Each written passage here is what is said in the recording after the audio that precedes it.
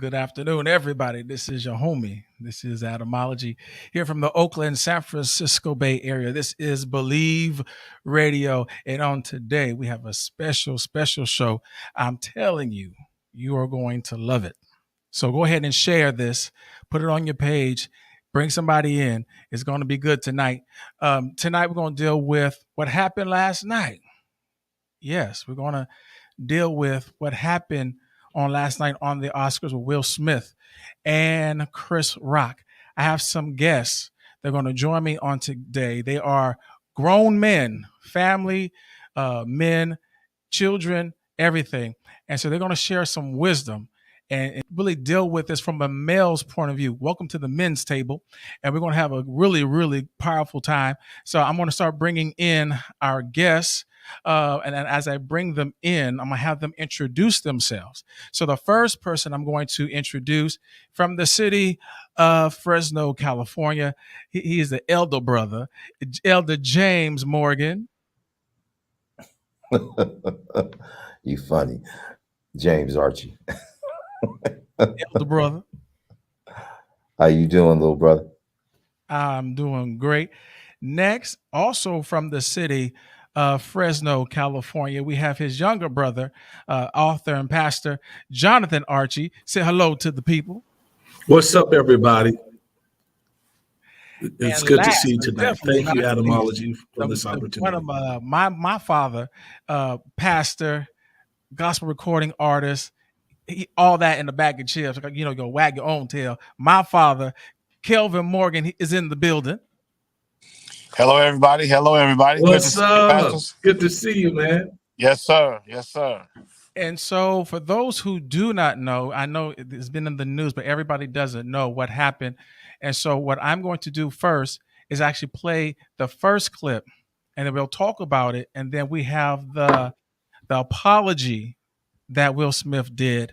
And we'll take a look at that second. So let's take a look at this first clip of the whole situation. Praying that Will Smith wins, like, please, Lord.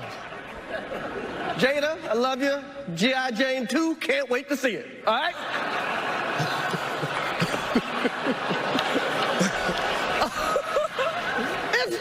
That was a nice one. Okay. I'm out here. Richard. Oh, wow. Will Smith.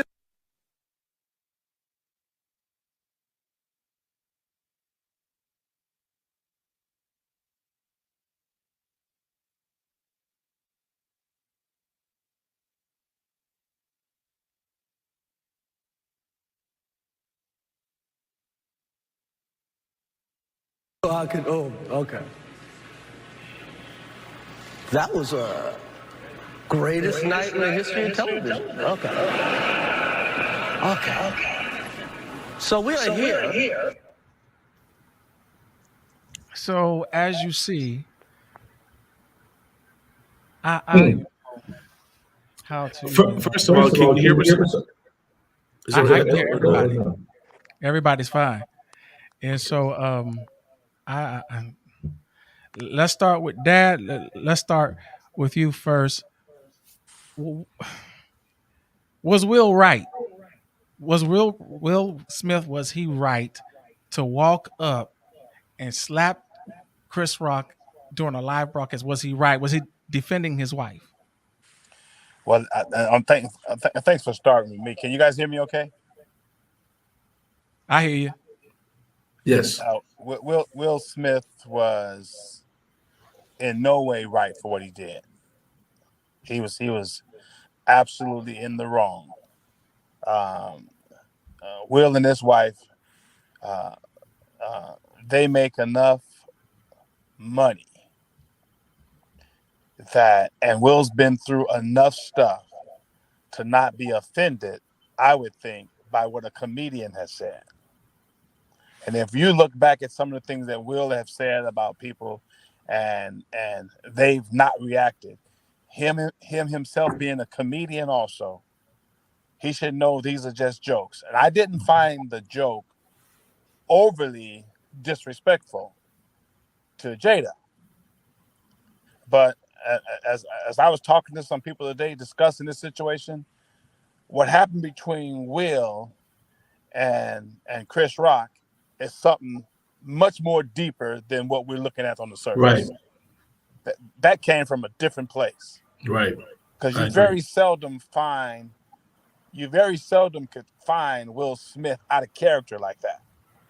And so he's going through something. I'll say from a fatherly point of view, I say he's looking for attention. He needs some people to pray for him, because we don't know what he's going through, but we could tell by what he's doing that he's going through something traumatic.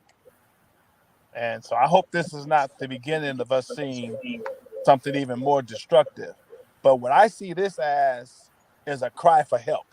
And I hope the people that love him, the people that surround him, I hope they can see the aspect of what I'm seeing.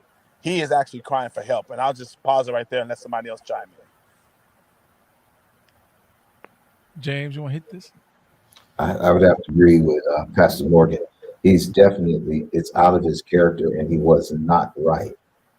But I think it speaks to, as Pastor said, there's some deeper issues, there's some other issues, and those are the things that we need to get to the root of. We need to root some things out in our conversation, because I think it goes beyond what Will did.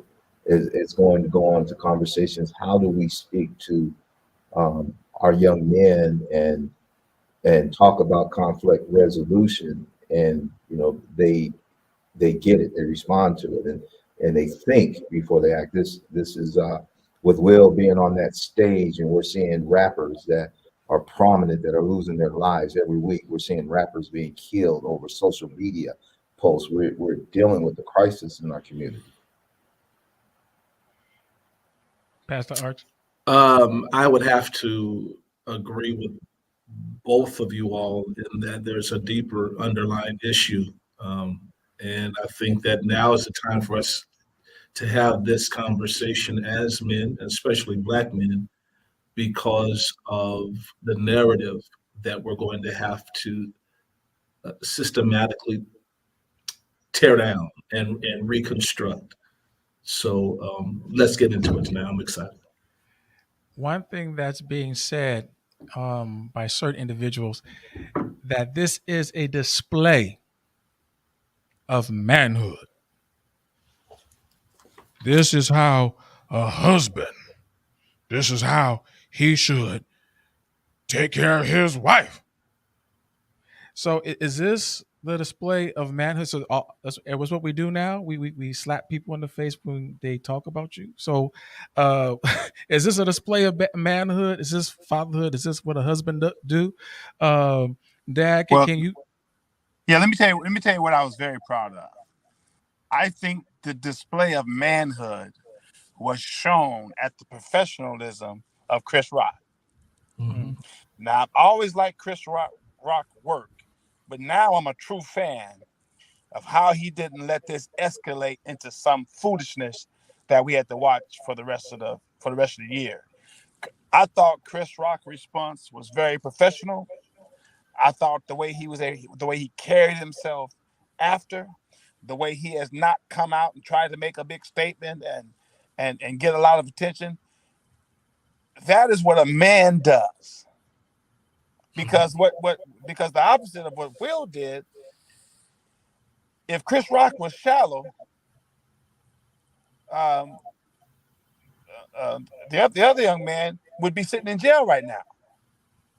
You see the PD came out right away. We're waiting for him to press charges. They would love to see two Black men pressing charges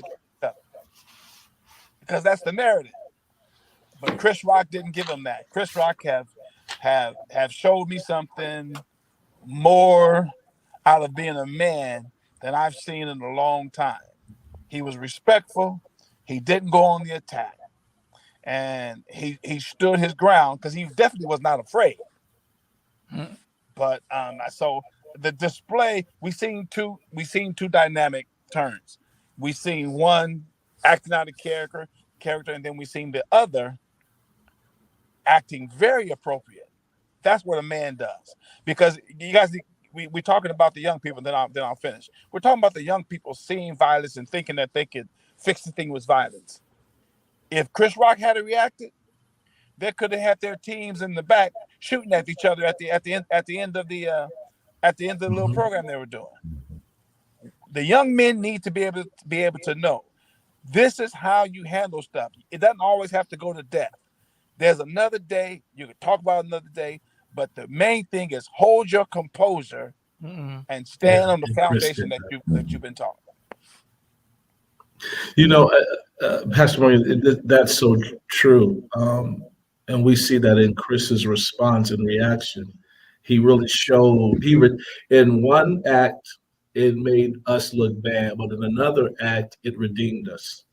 In that sense, Chris's response was, I'm not going to react to it like they're expecting me to.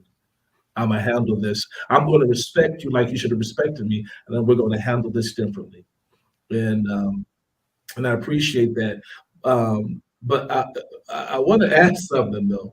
Do you think his reaction, and my brother and I were talking about this, do you think his reaction was fueled by other inner demons, and he just used that as an occasion? And what I mean by that is he went from 0 to 1,000. Like it wasn't even a normal progression of anger. It was like this instant, boom, explosion of behavior. Is there something else going on? And then just took that opportunity to manifest a more personal evil that's at play. I believe it's more so on that side. I think, as Pastor said, Chris acted with a high degree of accountability. He knew why he was there. He knew the moment that he was on that stage for. So he was responsible and accountable in the moment. I think there's also a behavior that some of our actors have and actresses have sometimes, that they think they're above reproach. But you can open yourselves up to spirits that you absolutely have no control of. You know, I remember one time when I was acting a fool, my father made a statement to me. He says, son, he says, you can allow this spirit in, but when that spirit takes up residence and becomes a demon is not going to leave. And so, you know, we don't know what demons he's battling in his home, but last night something came out. When he sat down, I saw rage. And as instant as it happened, it went away after Denzel pulled him aside and said something. This is why I told my brother that the comment that Denzel made to him was something that we probably should have started with. He says, when you're at this level, he says, be careful because the devil's going to come for you. And that's exactly what happened. I do think, and the devil comes in many forms and ways. Let's unpack that at some point too. How the devil came to him. Mm-hmm. You know, it was, to me, reminded me of a Jezebel and Ahab. You know, but that's for another day. Yeah, and so, with that being said, let's look at the apology Will gave during the Oscars. Let's go. Will Smith!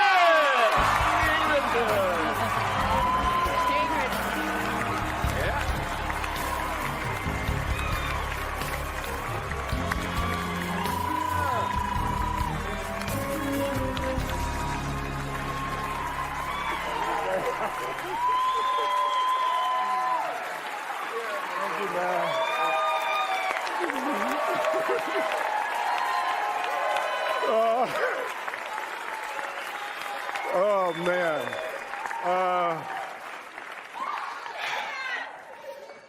Richard Williams was a fierce defender of his family.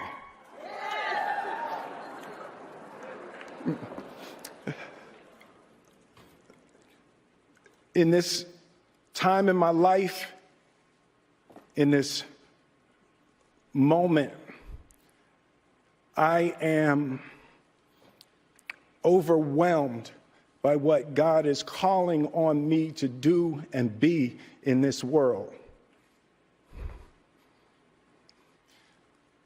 making this film, I got to protect Ingenue Ellis, who was one of the strongest, most delicate people I've ever met.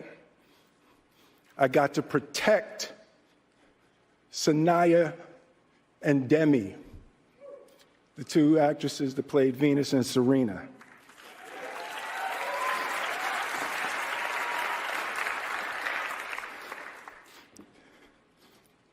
I'm being called on in my life to love people and to protect people and to be a river to my people.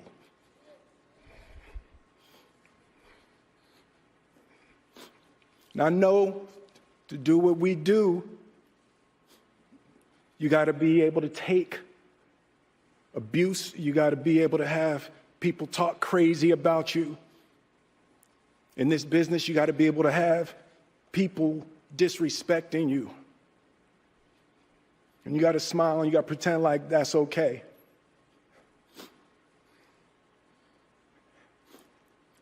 But Richard Williams, and what I loved, thank you, D. Denzel said to me a few minutes ago, he said, at your highest moment, be careful, that's when the devil comes for you.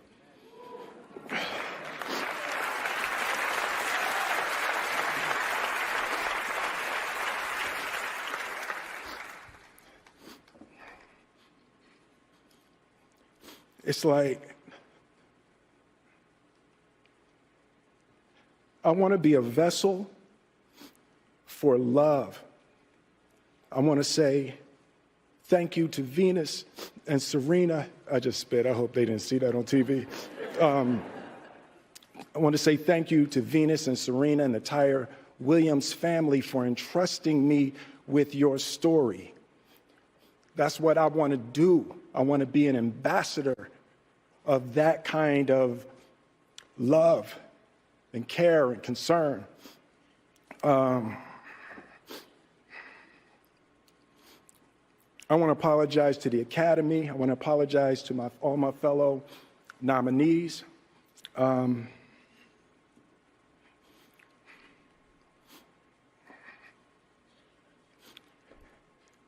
This is a beautiful moment, and I'm not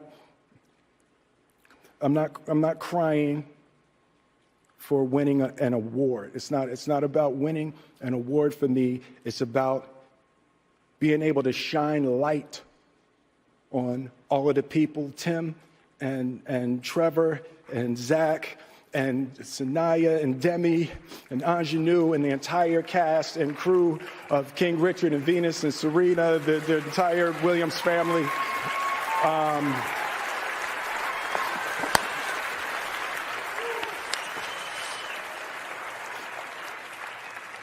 Art imitates life. I look like the crazy father, just like they said. I look like crazy father, just like they said about Richard Williams. But love will make you do crazy things. To my mother, a lot of this moment is really complicated for me, but to my mother, she didn't want to come out. She had her knitting friends. She has a knitting crew that she's in Philly watching with.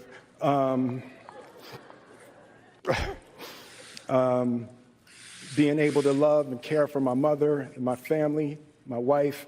I'm taking up too much time. Thank you for this honor. Thank you for this moment, and thank you on behalf of Richard and Oracene, the entire Williams family. Thank you. Hope the Academy invites me back. Thank you.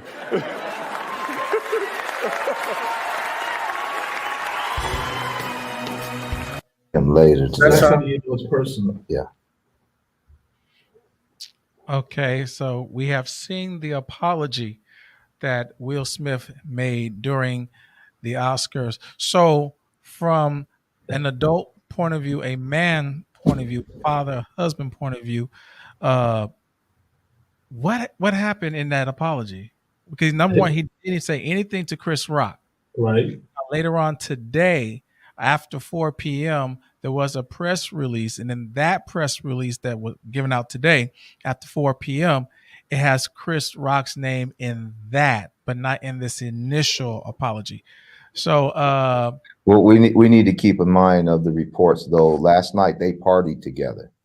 They were at the after party, and Diddy brought them together last night. So he may have made an amend to him last night, but today was the public amend for everybody to hear, because his publicist probably said to him, "Hey, you did not say this when you were on stage giving your Oscar speech, so you need to make this right publicly." But it was said that last night at the party, they came together and they settled their differences. That's why they were partying together last night. And so they had that, of course. So we don't know the dynamics of that. It's just that the public optics of what he did is enough that even when he got up, he still didn't take accountability, responsibility in that moment to say, you know what, I really messed up, world, forgive me, and let's go from here. But can I say something? Did you hear what he said in his opening statement? He said, "I feel this overwhelming burden and desire to fulfill something." I think in that moment, I haven't saw that clip, Adam. That's the first time that I actually saw that clip. But in that moment, it it made me rewind back to, it was what Denzel told him. The devil came for him because his reaction, he overreacted, but that reaction was to set him up to forfeit. I believe that in what he shared, he is convicted. I believe that there is this pressure to make his life matter, life count. I believe God could be dealing with him. I think he fell for the bait. And I think to explain his actions in slapping Chris, I think the answer for me came in his apology. He's battling within himself. Dad, what do you say about this? I agree with the pastor, and I didn't take his apology to everyone but Chris. I didn't take that very well. And what I'm saying is, the first person he should have apologized to was Chris Rock. Mm-hmm. Then he should have apologized to the Academy and everyone else that he offended. And you can see the battle. Now this is what I believe. I believe the devil puts you in these positions to create this kind of mess. Now listen, Mm-hmm. he says this. He says, "I'm really come for peace and love." But the peace and love he talked about was just the Right. opposite of what he just did. Mm-hmm. Right. So the devil will have you. The devil will have you looking crisscross, Mm-hmm. like a fool. And so I've watched Will Smith for years. I do believe he's battling some spiritual situations in his life. Mm-hmm. He's been embarrassed.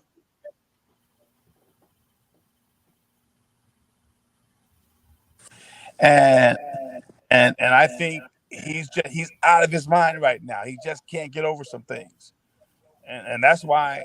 And I mean, end on this. We have to be daily grounded in foundation of prayer, because if we let up, then we allow the devil to come in and take control. And when he takes control, he'll have us looking like some fools, and he'll have us doing things that we never thought we would do.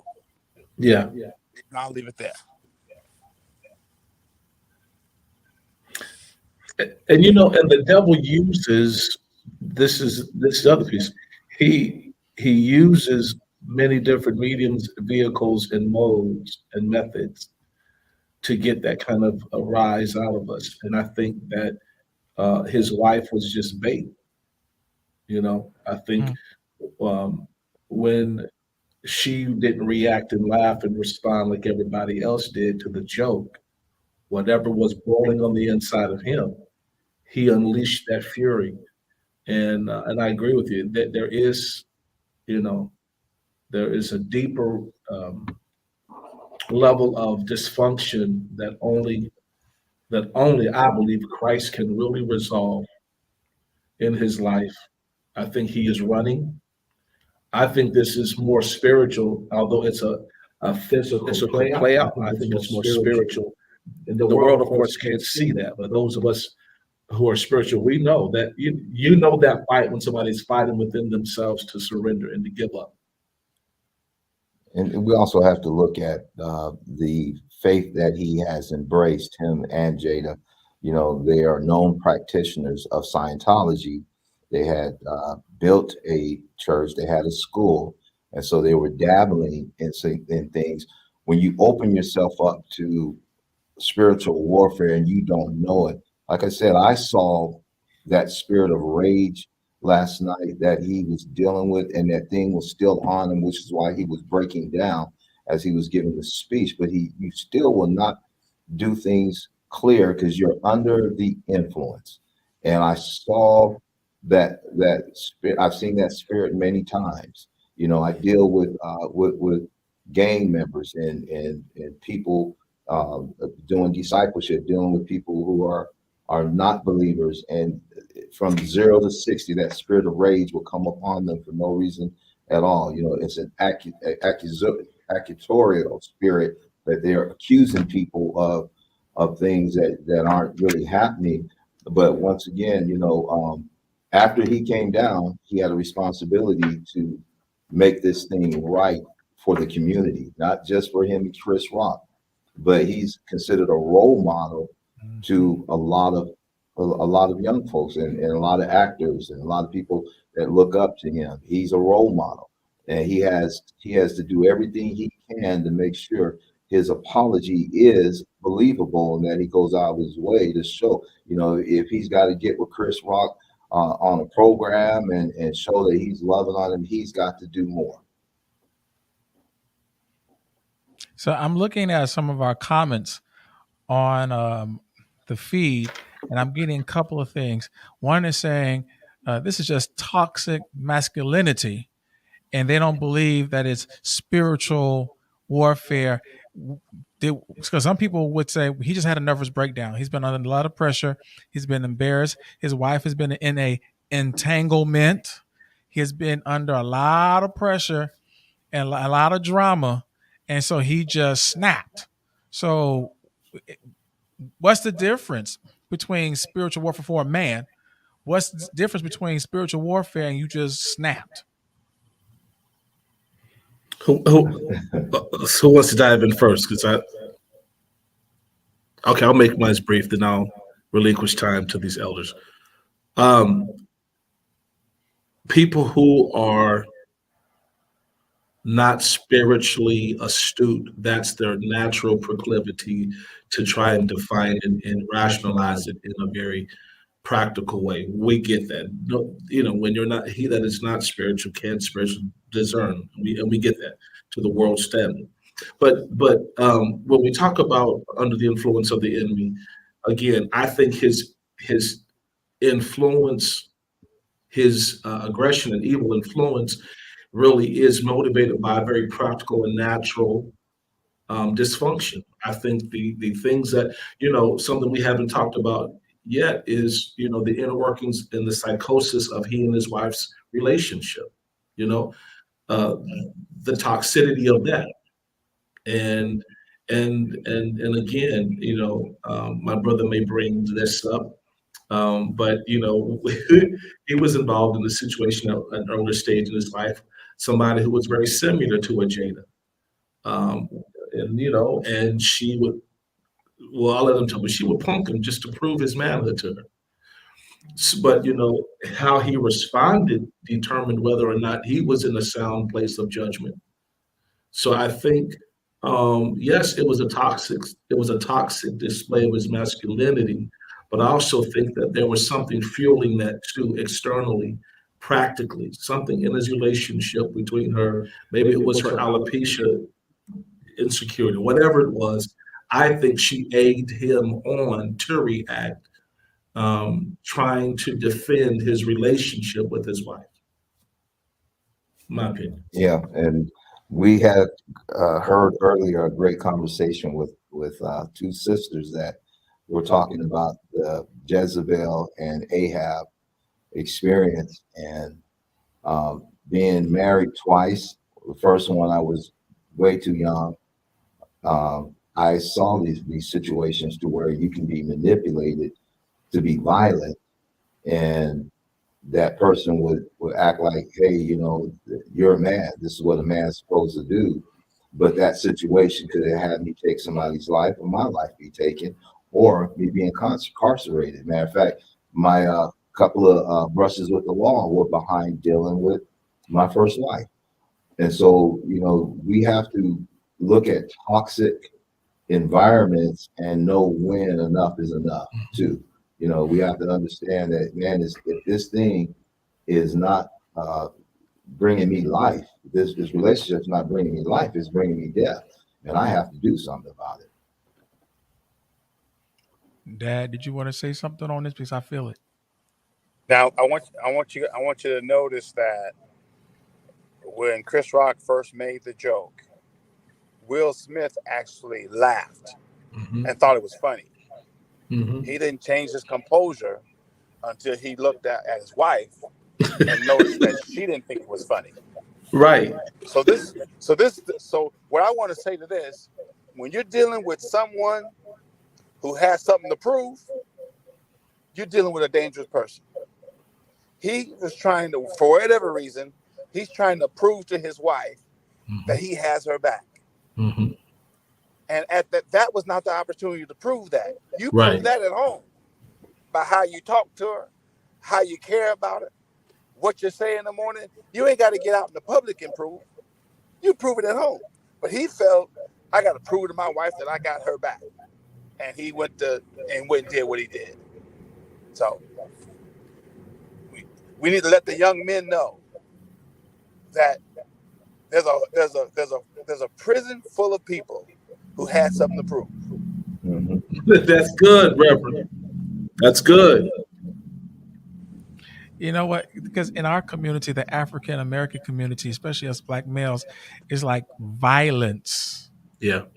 Is the tool that we utilize to resolve everything. And I submit this to you in thought that the culture from even the TV shows and movies wants us to use violence as a tool to resolve issues. So we don't talk to each other as men. We don't talk to each other, pull each other aside in private and, air our grievances, but it's a fist, somebody getting punched, or worse, somebody pulling out a gun.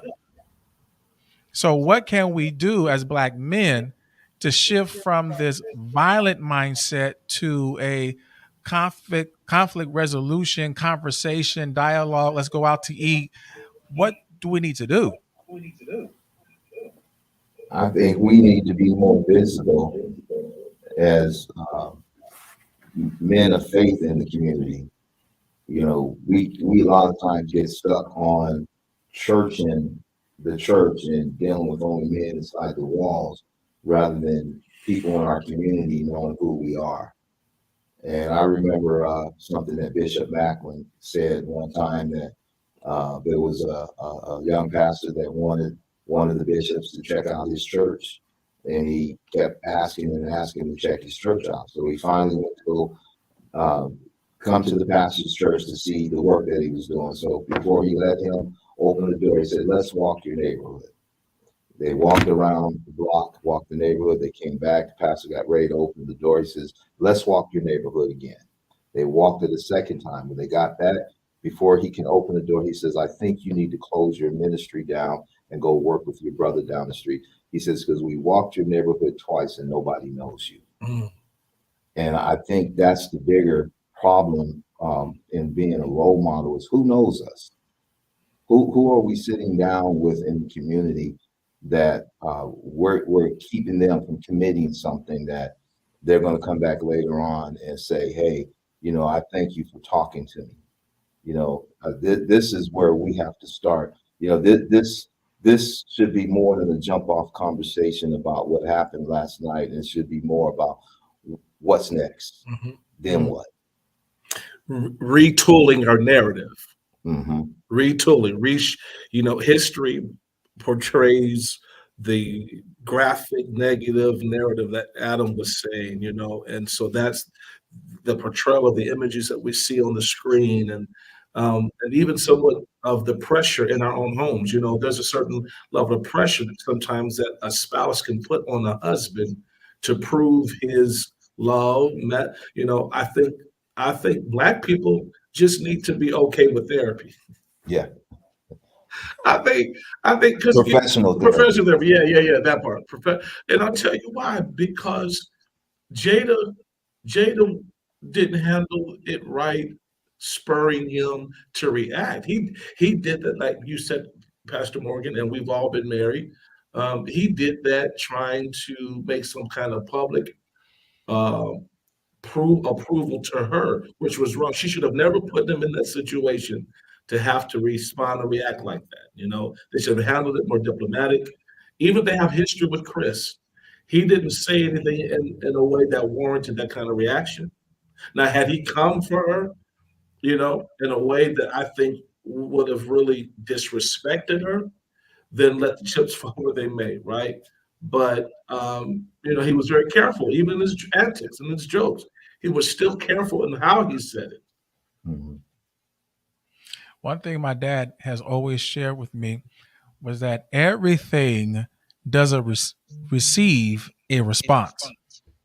Mm-hmm. Everything doesn't receive a response because, especially as Black men, if we respond to every time we get disrespected, whether it's in church, on the job, in our families, we be locked up or dead because it happens all the time, All the especially time. in our Mhm. culture.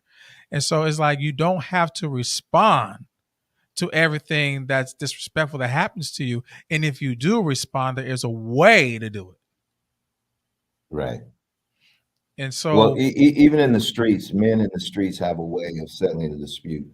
If a pimp had a dispute with another pimp behind a woman, there's a way that they have a code on how they handle that dispute. They handle it as men and not in front of the other pimps, not in front of the other players.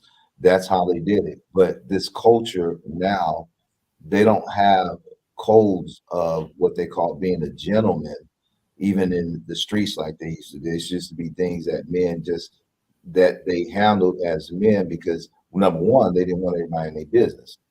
Because when you're wide open, you invite scrutiny, you invite all kind of activity that eyeball that you want. But even so, at the level that Will and Chris are at, Will invited a scrutiny upon his life that was unnecessary.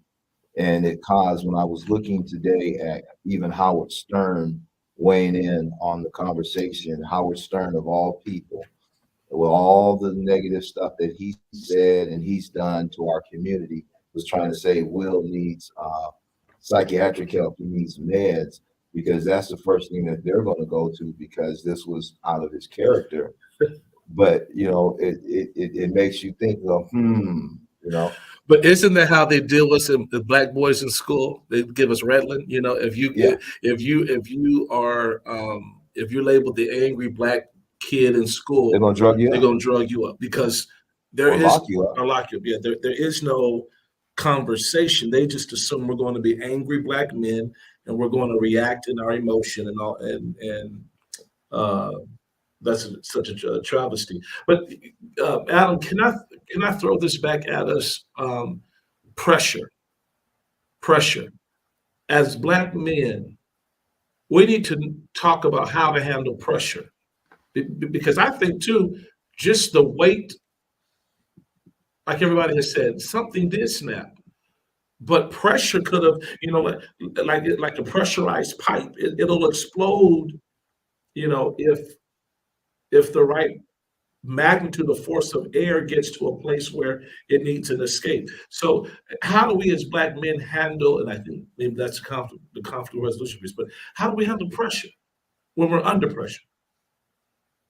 I think that goes to one, having the right circle, having the right circle. And so I don't know who Will has around him, but having the right people around you that you can have a conversation with and be like, I'm really under pressure, and somebody to, take you out to eat, say, get in my car, we're going driving, or do, having people, a circle, a tribe that you can have a conversation with and get that, was getting the thought out of your head, because it's the thought in your head that mutates.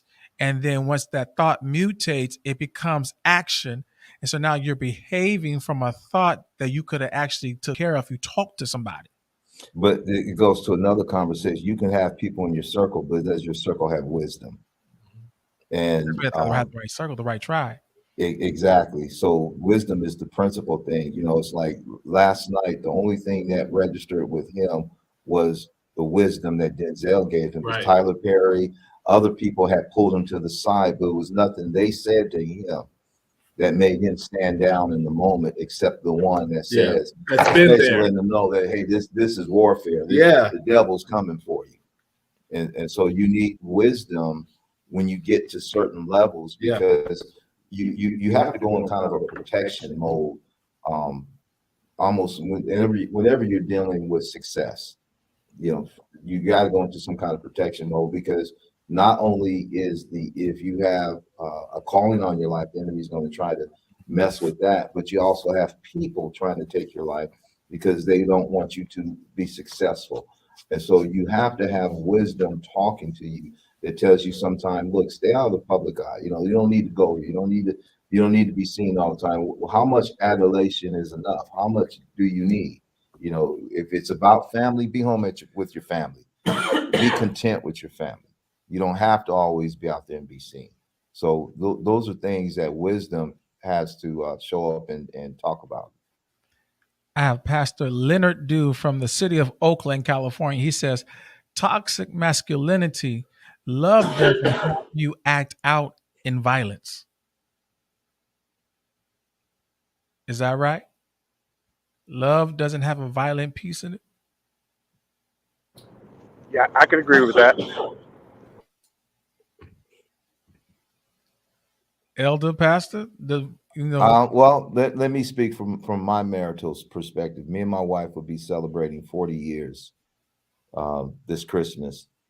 And there is absolutely some things that I would not tolerate somebody saying to her. And I came from the streets. I came off I'm a PK, but when I was in the street, God taught my hands to war. So thank God for salvation and deliverance.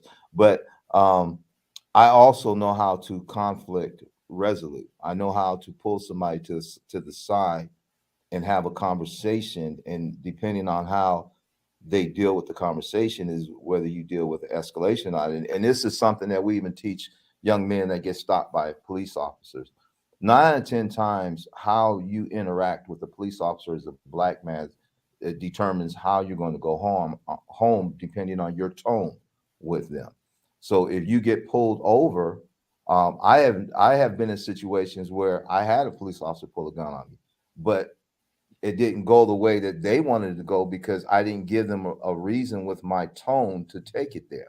And I've been in situations more than once when a gun was put in my face, but it was the way that I handled the situation where they put it down because of how I responded. And I've also had to be on the other side where I've had to talk to people about to do something and talk them down, because it's how you de-escalate a situation. But men will respond if you pull them aside. Hey man, let me talk to you for a minute. Let me conversate with you. This thing that you about to do, have you thought about it? Whenever you put something on display, that's when people overact, because it's like, oh, I gotta show up. But I'm just praying from this point on that the conversation with Will is that somebody that's close to him, that's spiritually inclined, is going to reach him before we have a tragedy in our community to where it could have been help beforehand. You know, I remember, I was young enough to remember when Jimi Hendrix died, there were people that were on tour with him that said that he was crying out, he was asking for prayer, and there was no one to pray with him. I remember when Mike Tyson, when he went to prison, he was asking for people to pray with him, but the guy that did come and pray with him turned his situation around because he changed. So, but we need people who have strong spiritual foundations to step up, stand up, and speak in our community. So if I'm a young man married, somebody says, you know, your wife is bald headed, she looks like G.I. Jane, okay, and rage bubbles up out of me. How do we channel the rage, the masculine man rage? Because a lot of times I think that's one of the issues that we haven't taught our boys how to manage rage, or how do you cut it off? How do you kill it? Well, you have to have tools. So how do we deal with this rage within every man? How do we deal with this rage? We have That's to. Can you guys hear me? Okay. yeah. We have to.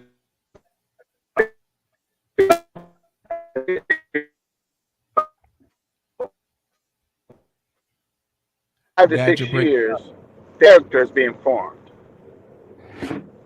Say that all over again, Dad. You Okay. broke up. Can you hear me now? Yeah.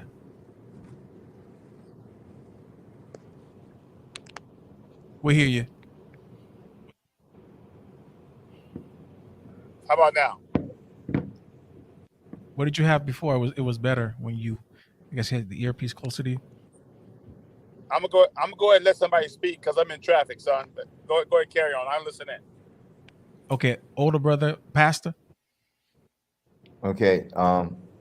I think what we have to do is, what helped me was my dad telling me I had to have a sense of humor. I was one of those rageful brothers in my marriage.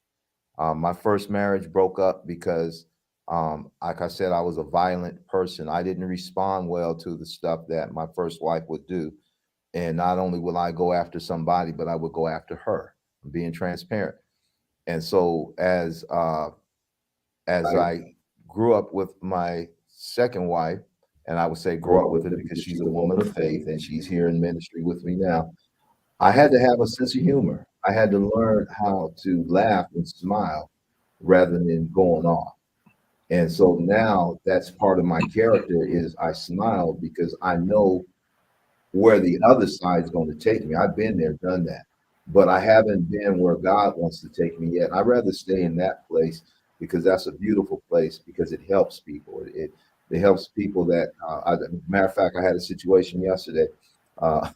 Young man here in our ministry, my brother prophesied to him last week, and he calls me yesterday, or he tells me yesterday morning, I'm not going to be at church today because I don't want to see this woman and blah blah blah. He's telling me everything's going on, but he didn't tell the whole truth.